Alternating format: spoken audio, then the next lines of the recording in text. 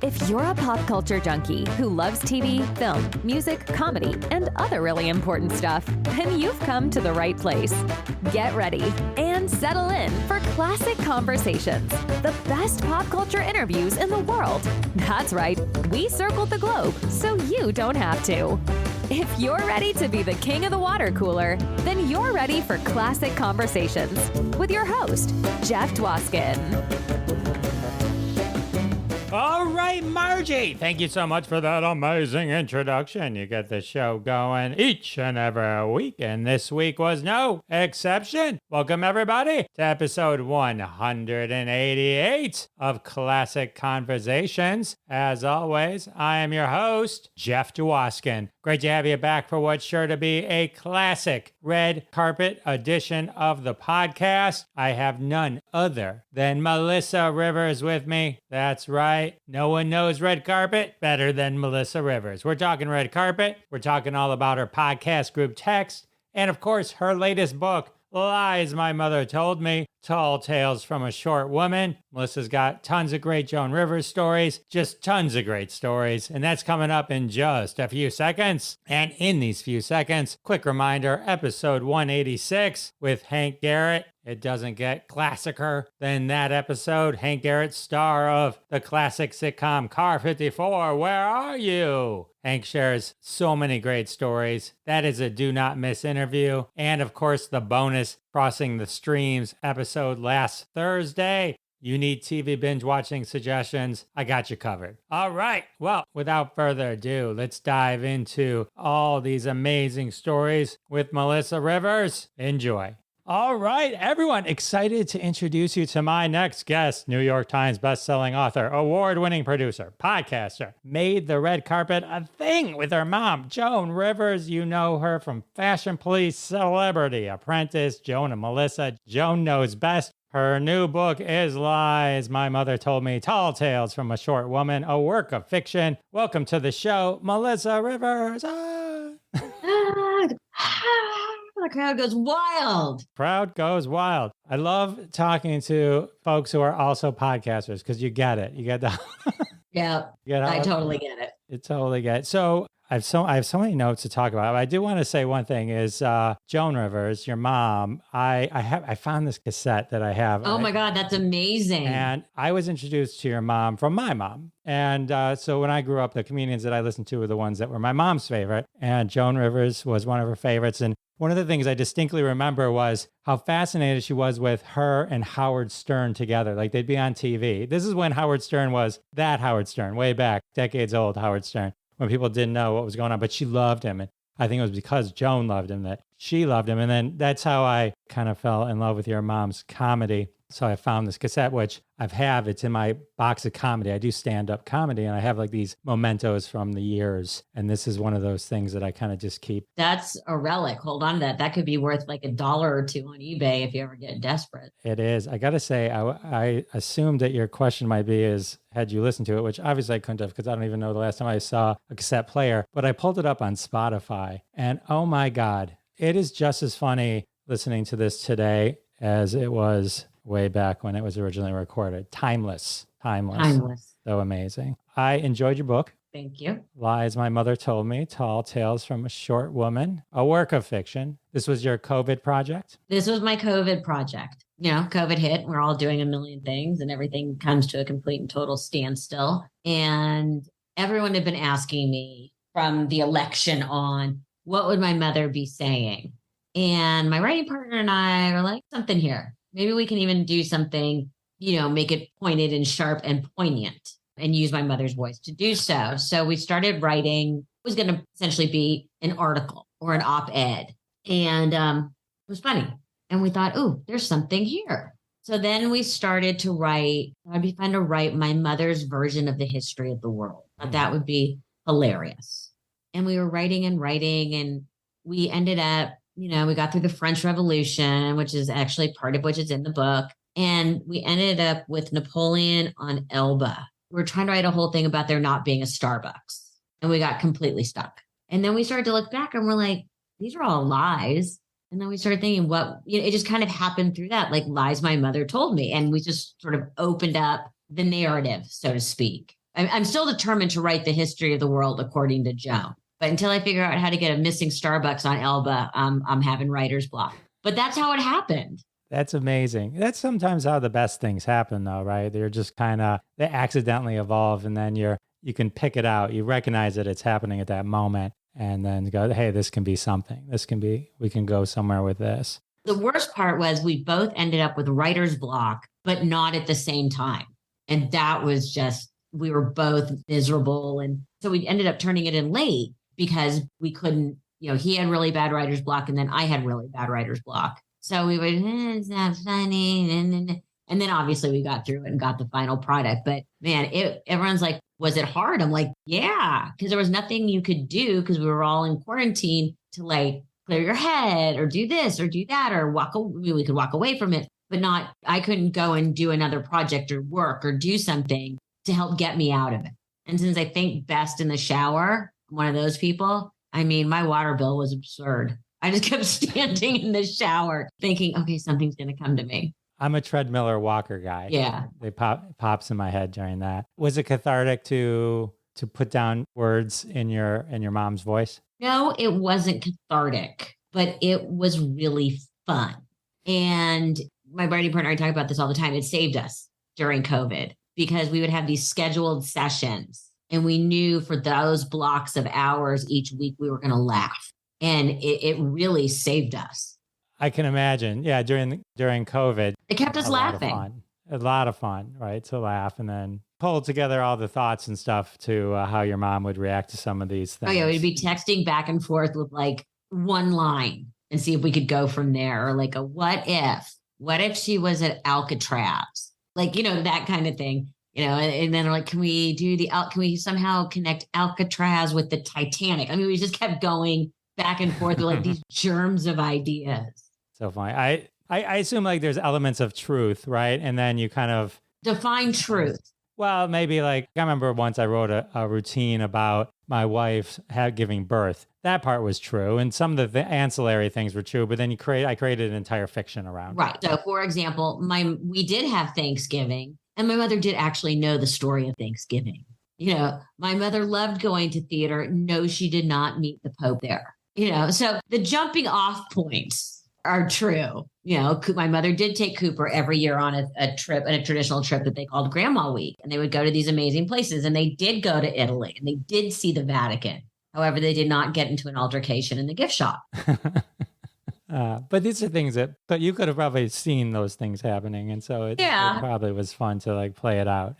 That's, if you look at the dedication, it all makes sense. Yeah. It was just for Cooper, I'm sorry. Just apologize up front. This poor child is just like, oh man, I hope insanity skips 2 generations, not just one. As I was reading some of these things, as I was reading some of the chapters, white lies matter, triggers things in your own life. And that chapter is about lying to people, white lies, and making people feel better through white lies. And there was something my grandma always had taught us, if you see a baby, like an ugly baby. Not all babies are cute or pretty. Exactly. I mean, I've seen some really ugly babies. Exactly. Some have to grow into it. The phrase she would always say is like, what a face. That's the one that we kind of took with us. I mean, there's some elements I'm assuming are based, like you grew up around a lot of famous people. Not as many famous people as most people would assume. My parents were very traditional in the sense of my friends until the day my mother died either called her Mrs. R or Mrs. Rosenberg. And her phone at her home was answered until the day she died, Rosenberg residence.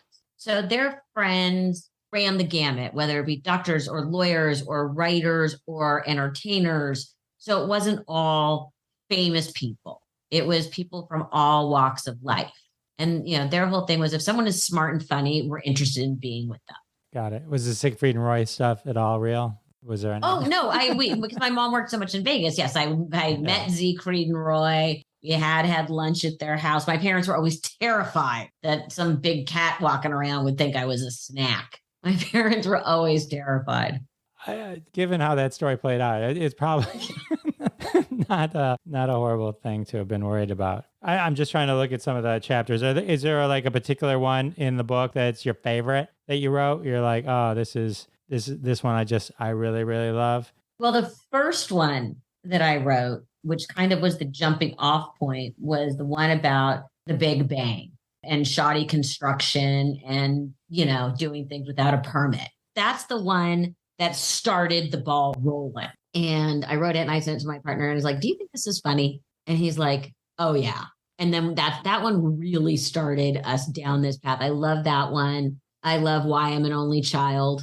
I love the fact that we have a running gag about that I have a brother who's brilliant that I've never met. Mm-hmm. That's a runner through the whole book, Melvin. So there's certain elements that I think are really funny because they're so inside. I love this story about Margie. Yes. Oh, but by the way, and of course, my mother's and literally that's probably the one most based in the truth. If I heard one more time, don't tell anybody. Okay, I told Mommy, why'd you tell Margie? Who does Margie know that she's going to tell? That was Margie's not going to tell anyone. She doesn't run in the same circles as you. What is she going to tell? Who's she going to tell? Someone in LA? Mom, I asked you not to tell. I didn't. Yes, you did. Well, I only told Margie. I mean, that conversation is very close to verbatim. It's a funny conversation. Some of these you can see like where possibly there was some heavier truth than some of the other ones. And Margie, by the way, is in all my books because she was my mom's best friend and they were hilarious together. That's awesome. The Anne Frank stuff. Was your mom really fascinated with Anne Frank? I've been there. I've been to the house. So I was like, when I was reading it, I was like, oh, I've never talked to anyone else who's been there. Both of my parents, as am I, are avid readers. And we all read mostly nonfiction. And we were all fascinated. I was a history major. It's something we all loved and would share books. And especially my mom and I, because my dad passed when I was so young. So in the sense of it's not that she loved Anne Frank, it's she loved history. Got it. Okay. We shared books on history and serial killers. We never met any kind of murder and mayhem show book that we didn't love. I mean, both of us always have, forensic files on in the background. It's amazing how that can just suck you in. Oh my God. I literally cannot wait to watch the Jeffrey Dahmer thing on Netflix. Like I'm saving it. Like, I can't wait. Like, I'm going to put it like tonight I'm going to watch, like, I'm planning a whole evening around it. And I hear it's great. I heard the same thing. It kind of weirds me out. My wife loves that stuff. Oh and it was like that particular eating people kind of. But my mother and I were also huge Law and Order fanatics. Huge. I can safely say that we have seen, or I have seen, and she too, had seen every single episode of the original series. That's impressive. Yep. That's one of those shows like now with binging, it's hard to catch up on certain shows because there's like, oh, you guys should watch Law and Order. There's 7,000 episodes. I've seen all of them. And now what's so exciting for me is I have a friend on the new one, Cameron Manheim. So I get like a double whammy. I get Law and Order and I get to watch a friend. So it's super fun for me to be able to get a Law and Order and Cameron Manheim and watch a friend. I have a Cameron Manheim. I can't see it, but like right next to it, you can kind of see it like right there. It's her. I have an 8x10 autograph of her. She was friends with my cousin, Roberta Levine. Nice. In New York. So she got me her autograph once. I love her. She's awesome. She's awesome. Boston Legal, right? Yeah, back in the day. Yep. No, the practice back in the day. I can't remember which one, the practice. One of those, but she was awesome. Yeah. When I happen to have a friend on a show, it's always fun. It's always fun. Makes to it watch. more interesting. Makes it more interesting. Yeah. Oh, I think that's one moment where, there was a lot of times where I laughed because I think you're a very funny writer. The book reads so funny. But there was one line, what about Billie Jean King and her husband, Larry King? Yeah. I think I almost lost it. That one caught me off guard. I was just, I read that and I'm just like, certain things you read at the right moment. And it's just like, boom. Yeah. Or it's one of those things that you read, like if you're reading fast and you go, wait a minute, you have to go back. Yeah. Little Easter eggs. Sorry to interrupt, but I want to thank everyone for their support of the sponsors. When you support the sponsors, you're supporting us here at Classic Conversations, and that's how we keep the lights on. And now back to my amazing conversation with Melissa Rivers. Is it funny, like when people read this and it feels like, oh, this could have actually happened. This could have been something Joan Rivers actually. A lot of people say to me, is it a memoir? And I'm like, no. Look at the cover. No, it is not a memoir. And if this were the truth, I'd be crazier than I am. I know, but it's a compliment. I know, but it's like I never expected anyone to actually read it. And I was so clear. I made sure the publisher made it so clear on the cover that it was fiction. So everyone keeps saying that I've made a new genre, which is fake fiction or fake nonfiction that you can't really call fiction. Well, it would have been hard for anyone else to pull it off for Joan Rivers other than you. I mean, you have so many years firsthand. So it was like, if someone else has just been an avid fan and done like a fan fiction thing. But yeah, I mean, I was reading some of this and I had to remind myself this didn't really happen. But that's a credit to you and your writing partner. It's so fun, and it's nice to kind of feel that tone again. It's our and read it. third book together. Oh, wait, I saw Joan was a minister in the Universal Life Church. So am I. There you go. So you can marry people. I can marry people. I married one person. I did marry one. My mother married a number of gay couples, and she did it right when gay marriage became legal so that she could marry some of her friends. That's really, really awesome. All right. So that's an awesome book that everyone should get. So while I was diving in and kind of looking at stuff, it was interesting. I found some facts about Melissa Rivers. Your first movie was Rabbit Test. A cameo. But, it was, who else appeared in Rabbit Test, had a debut? Yes, I do know because my mother wrote it and directed it. I know, I know, but it's just, I didn't know this. I Billy knew Billy Crystal but then Michael Keaton also. Yeah. That was new for me. And then, so that was the start of, did you want to be an actress at some point? I know you're on like 90210 and you did a bunch of stuff. Yeah. Is that one of the paths you wanted to be? Absolutely. I mean, who doesn't want to, be up there accepting an Academy Award? And I trained with Sandy Meisner, and I was working and did some off-Broadway and this and that. And then certain opportunities came my way, and I took them. And at the same time, I was already starting to produce, and I had a job. My first real paid job that wasn't like an internship was as a research assistant on a show called Rescue 911, which was sort of the first reenactment show. And I started out interning like at CBS News and getting some little jobs there. And I love the news. I could have stayed in the news my entire career. Then these other opportunities start coming up and you say, I think I want to try this, or, I need a job. I'm going to take this. And it just, my mom was always like, and my dad too, walk through any door that opens. In our business, you don't get to be so picky. That's great advice. Yeah. I mean, certain people get to be picky, but it's a very small group. Michael Caine put it best, which is an actor acts like you want to be a working actor. And that's why people have these huge careers, and very few people get to pick and choose. I did have a note that Rescue 911 and a college internship at Entertainment Tonight. Yes, I worked at Entertainment Tonight back in the day. That was my favorite show. Like I lived for Entertainment Tonight. I'm sure I'm a big fan of your work. I was an intern. I was logging tapes. I wasn't doing anything. Okay, well, if you ever spectacular. Had you had, I would have been right there for you. And every time I do something on Entertainment Tonight, they always are like, "We had you first." I'm like, "Yeah, you did." That's right. Yeah, they didn't see the potential early enough. No, they did not. For red carpet glory. I was one of many interns. So one story that I found that could have been in your new book, I think this one's true, is your mother wanted you to be in Playboy. Is there something? Oh, it's a story that's taken off a life of its own. I had done a show and there was some interest for a significant amount of money of me doing something in the magazine. And the story somehow has taken on a life of its own. There is a germ of truth there.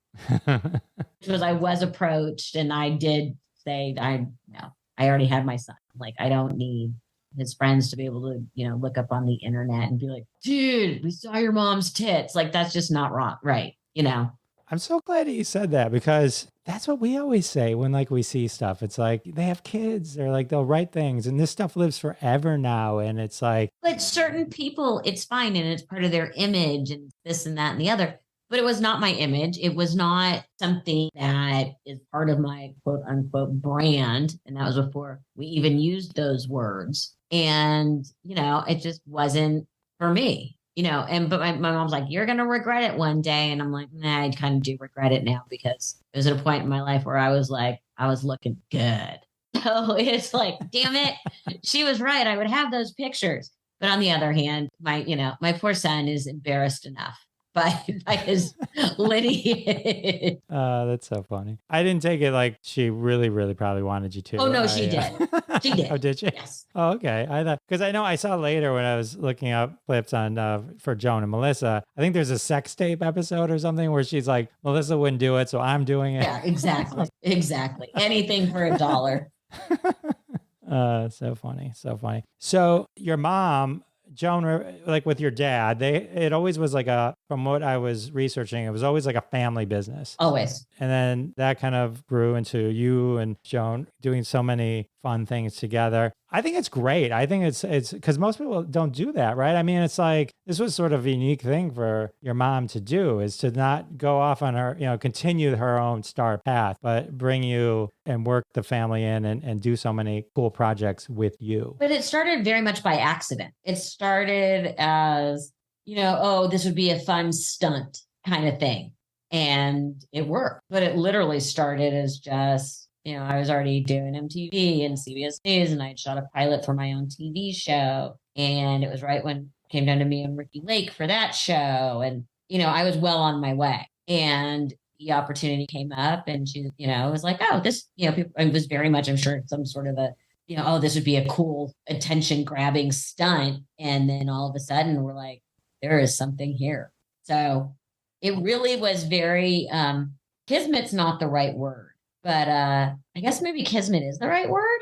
Yeah, the universe has a way, right? Yeah, it was one of those things that there was just this ease and this banter, and by me being there, sort of being the Greek chorus, she could say more outrageous things. So it became very much a balance. Worked. Again, there was not some big, ooh, we're going to try this and let's do this, and this is a master plan. It literally was just, that'll be fun. Let's give it a whirl. Was it the E stuff that was the first stuff together? Okay. So red carpets was like, it. I think back and like, I guess I was just there the whole time, but it's like, I really, looking back, you realize that became the fun part of all those shows. Somehow we managed to create walking into a building into an event. I know. It's you have to think back. Sometimes you take things for granted and you realize, oh, you just assumed it was always there. But as I started reading this, no, you guys. We were there. We planted the flag. A Rivers invention. Was it fun just kind of being able to do that? I know you have your podcast now and that you talk to people, but these have been like quick hits. Oh, it was like so fun. So fun back in the day at the time. It's not, I don't think it's fun now, but it was very fun. As my mom used to say, it was like the world's best cocktail party. You talked to everybody for 2 minutes. You didn't have to get deep. You did a quick catch up, say, oh, what are you wearing? And move on. Now you can't do that. Now everything has to be fucking serious. Now I just put it on so I don't miss it when the other one starts. Yeah, exactly. Because it's just like, no one's allowed to. It was fun and it was light and it was exciting and people were allowed to have a good time and be funny and be joyful. And I think we're just starting to get back to that place now, but it's been a long time. Yeah, it was like watching real conversations between real people who happen to be the stars, and that's what made it so enjoyable. Right. And it's like because they weren't on a pedestal to you; you were like equals and talking with them, and I think that made all the difference. Absolutely, and people weren't scared. Now everybody's scared. That's because if you do one thing wrong, you're over. It goes viral. It's everything so captured in the moment, all that kind of stuff. Oh yeah, it's. Oof. All right. So that was a huge claim to fame. And then I watched Joan and Melissa, Joan Knows Best. Our hybrid reality show. Hybrid reality show. So the one episode I watched, and I didn't pick this one, it picked me, I guess I would say, it was just the one that was always there. It was called A Public Affair. It was somebody did something horrible to you on a dating site, and then Conrad finds out he's Jewish, and your mom throws him a bar mitzvah. That's true. Conrad did find out he was Jewish. My friend Conrad, the waspiest looking human being alive, did like a 23andMe or something like that and discovered he was Jewish. And he in real life, he fully converted. His wife converted. He would go to services. Like he became a legit practicing Jew. That's cool. Isn't that cool? It is. And your mom helped him. My mom threw a bar mitzvah. With Jason Alexander as the MC. Yeah. Just, the normal Jewish bar mitzvah stuff that happens. In my backyard. But it was just funny. Like, so how was it? You've done a lot of reality TV, but like, is it fun to like have to come up with all this drama or is it draining? Depends which show. if you're also producing and basically writing the show, like Joan Knows best, that was exhausting. Celebrity Apprentice was exhausting because people don't realize you shoot one episode in 2 days and it's made to look a lot longer. So you're usually in the hair and makeup chair around 5:30 a.m. and you are basically going till you're done. And you have to complete these tasks in so short time. There are certain conceits. There are certain like printing places that will turn it for you really fast. There are certain things that are set up where normally you would go to Kinko's and they would say, sorry, come back in 3 days.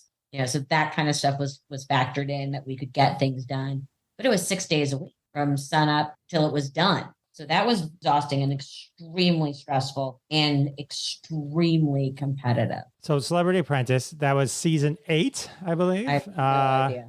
All right, well, we'll take my research at face value. Okay. It was season 8. So it was season 8. You were on the team with, it was Athena versus Kotu. Let's just pretend that's how you pronounce it. You were on with Joan Rivers. You were both on the same team. Annie Duke and Brandy Broderick. You, Khloe Kardashian. And then I'm not listing them all, but on the other team, Herschel Walker. Yeah.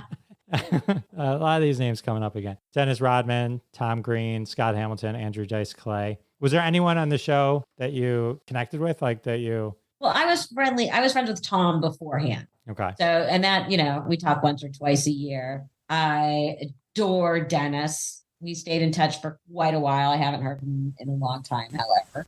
Herschel, I think people underestimated how smart of a businessman Herschel is.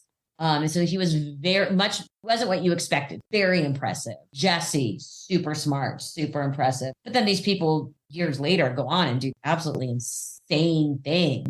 And you scratch your head going, wasn't the person I knew, but I'm sure they look at me and say the same thing. But yeah, it's quite confounding to me.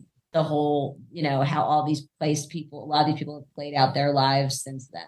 But Tom, we talk a couple times a year, but we were friendly beforehand anyway. So it was nice. I kind of already had a buddy to hang out with. Was it an issue knowing you're going to go in competing against your mom? No.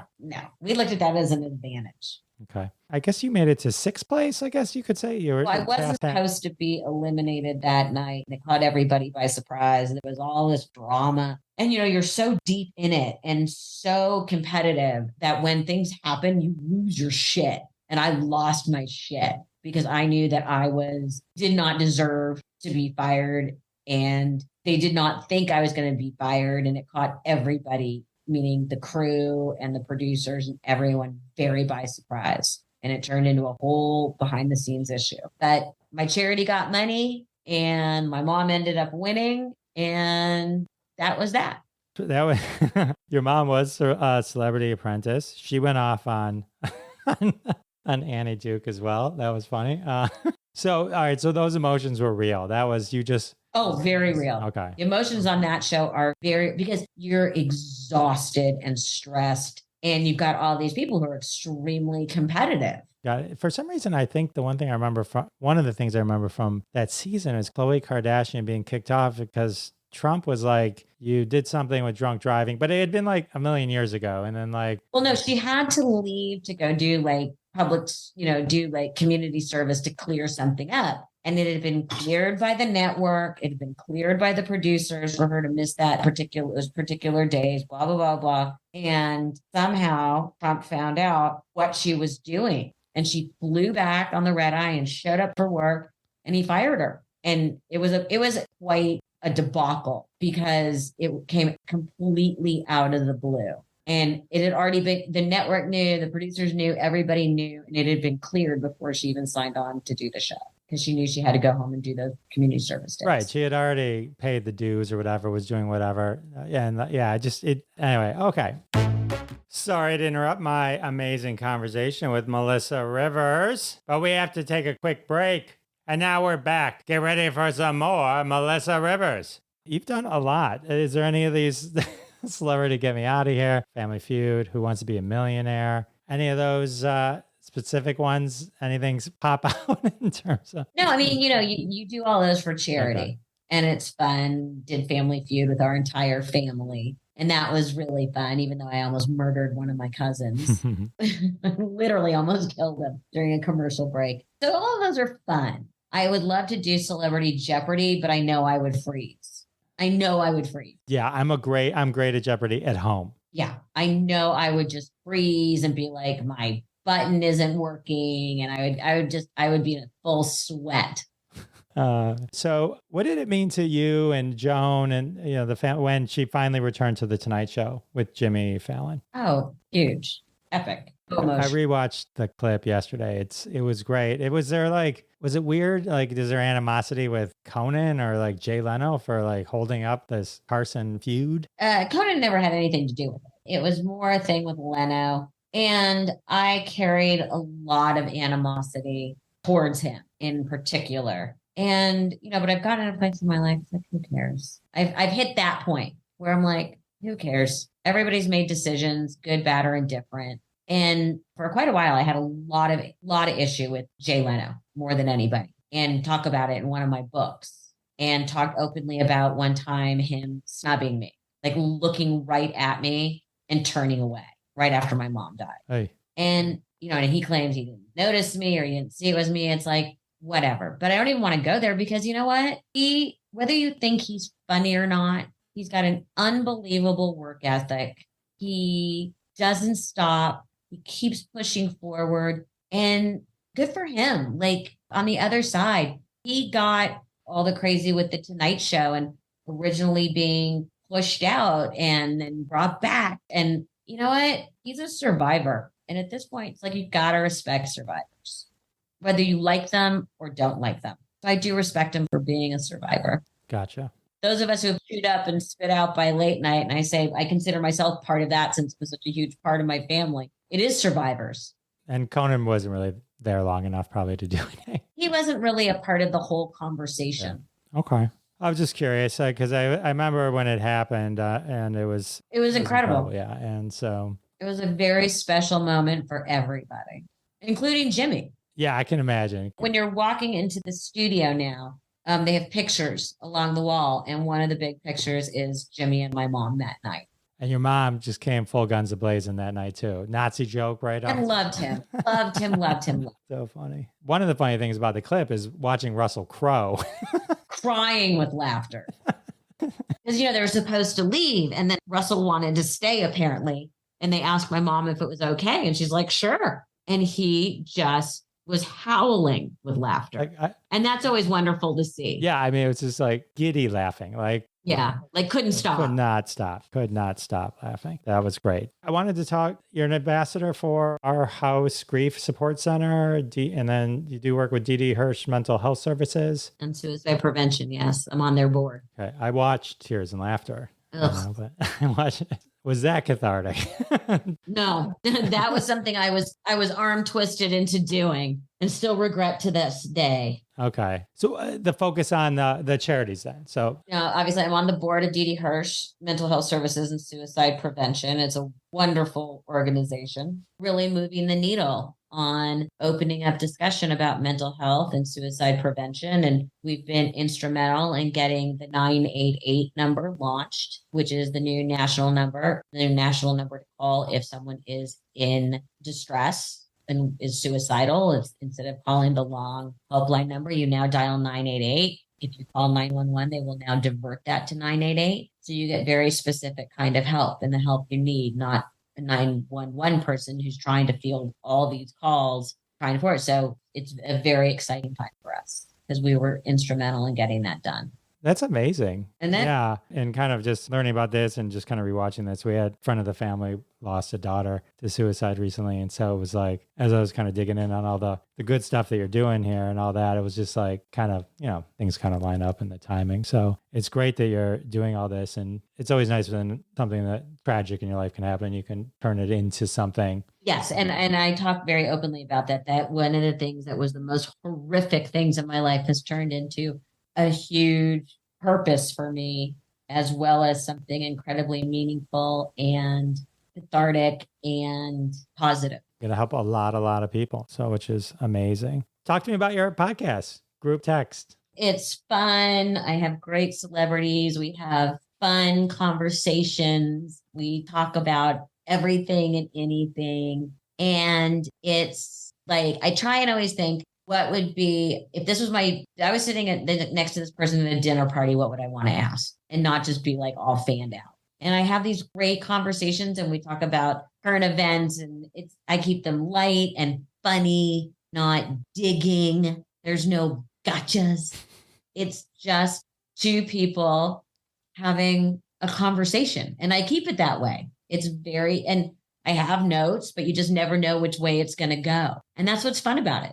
And the nice thing is the people I have on actually enjoy doing it. That's awesome. Yeah, I listened to a couple episodes and I'm digging it. I'm subscribed now. And so it's fun. Yeah, it's good. It's always nice we can hear just conversations where it just feels like it's kind of just easy going back and forth. I listened to the Tia Carrera.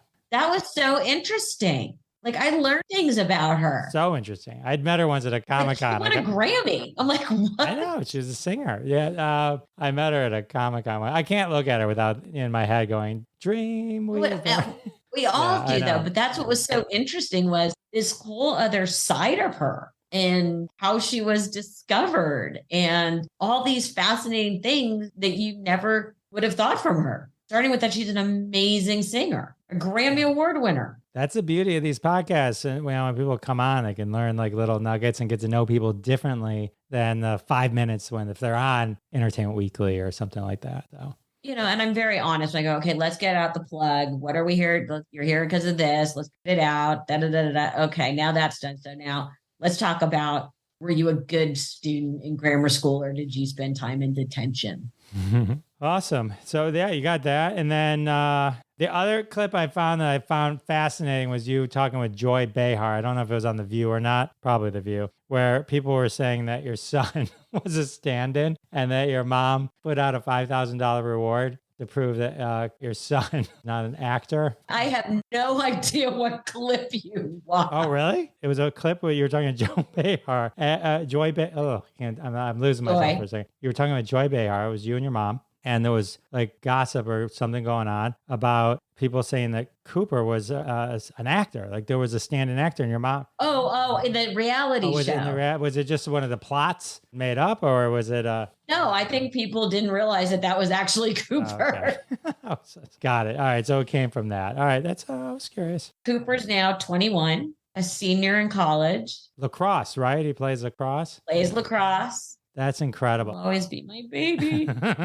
And we're lucky. I have a great relationship. We have a great relationship. That's awesome. How did he do well kind of growing up in the limelight as well? Did he enjoy that or? No, it's again, people say, what was it like? I'm like, I don't know. Because you don't really think about it. And my parents were so adamant about keeping a clear line between what was real and what wasn't real. And I've done the same with Cooper, that he knows, like, I always call it fake life versus real life. So he's in a place right now, or he was in a place, I think he's still in a place where he wants nothing to do with it. And I went through that also. But his interests are very different. He is very creative. He's going to end up in one of the creative arts. He loves music. He's had an amazing internship this summer with a label. He's got a job for next year. They've offered him a job for when he graduates. And he's off and running. That's awesome. Yeah. That's so cool. And by the way, and it's like, he wouldn't let me call anybody I knew, blah, blah. He put out applications. He did interviews. He did the whole thing. And I'm really, really proud of him. At one point, he did ask me to talk to a friend of mine who works at a label for advice and who he should talk to. But by the time we all connected, he already got his job. So, and now after that, she calls him. She's like, I want you next summer. He's like, I've already spoken for. He's a hustler. He's got drive. He is a hustler. He's got that hustle gene. That's awesome. And he's funny. He's very funny. Does he want to do stand-up? Hell no. But he definitely got the funny gene. That's awesome. Well, Melissa, this was a pleasure talking to you. Thank you so much for hanging out with me. I really appreciate it. No problem. Thank you for having me. My pleasure. MelissaRivers.com. You can check out all the goods there. You got your book, Lies My Mother Told Me, Tall Tales from a Short Woman. It's a work of fiction, but you're going to love it. It's going to it reads so real, but it's not real. Lawyers. Not real. Where else do you hang out online? Instagram, Twitter, Facebook, all the normal places you could think to find me. Awesome. I'll put links to the book and your in the show notes and your podcast. Everyone check out Group Tag. Insta, and my Twitter, and my Facebook, all that good stuff. All of it. It'll just be a spike. Exactly. Well, thank you so much. I really appreciate it. Have a good day. You have a good day too. All right. How amazing was Melissa Rivers? My own little red carpet experience with Melissa Rivers. Definitely check out her book. It's super hilarious. Check out her website. I'll put links to Melissa's website and the book and all that kind of good stuff in the show notes, so you can check that out there. In the meantime, with the interview over, it can only mean one thing. That's right. It's time for another trending hashtag from the family of hashtags at hashtag Roundup. Download the free, always free hashtag Roundup app from the iTunes App Store or Google Play Store. Tweet along with us, and one day one of your tweets may show up on a future episode of Classic Conversations. Fame and fortune await you. This episode's hashtag, we're going back to 2019. Hashtag lies your parents told you from Moose Chuckle Tag, a weekly game on hashtag Roundup. Hashtag lies your parents told you, obviously inspired by Melissa Rivers' book. Lies my mother told me. You can tweet your own. Hashtag lies your parents told you tweets. Tag us at Jeff Dwoskin Show on Twitter. I'll show you some Twitter love. In the meantime, here are some hashtag lies your parents told you tweets for inspiration. Coffee stunts your growth. My dad told me Santa was real, but my mom didn't want me believing a lie, so she told me Santa died in a snowstorm. These are some amazing hashtag lies your parents told you tweets, but here's more. We'll be there in 15 minutes. That the police are going to arrest you if you turn the lights on in the car in the dark. They should arrest you. You have potential. These are hashtag lies your parents told you. These hockey cards aren't going to be worth anything when you get older. You'll be strong like Popeye if you eat your spinach. Those glasses really suit your face. Babies are hatched from an egg. And the final hashtag lies your parents told you tweet. I will turn this car around. Oh, all right. All of those are retweeted at Jeff Dwoskin Show. Go show him some Twitter love. Well, with the hashtag over and the interview over, that can only mean one thing. That's right. Episode 188 has come to an end. I want to thank my very special guest, Melissa Rivers. And of course, I want to thank all of you for coming back week after week. It means the world to me, and I'll see you next time. Thanks so much for listening to this episode of Classic Conversations. If you like what you heard, don't be shy and give us a follow on your favorite podcast app. Also, why not go ahead and tell all your friends about the show? You strike us as the kind of person that people listen to. Thanks in advance for spreading the word, and we'll catch you next time on Classic Conversations.